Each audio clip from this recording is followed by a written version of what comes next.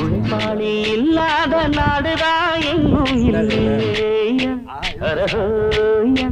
அவன் உழைப்பாலே பிழைக்காத பேருதான் எங்கும் இல்லையா.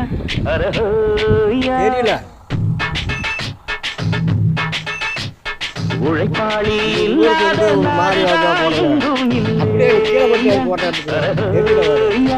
அவன் உழைப்பாலே பிழைக்காத பேருதான் எங்கும் இல்லையா.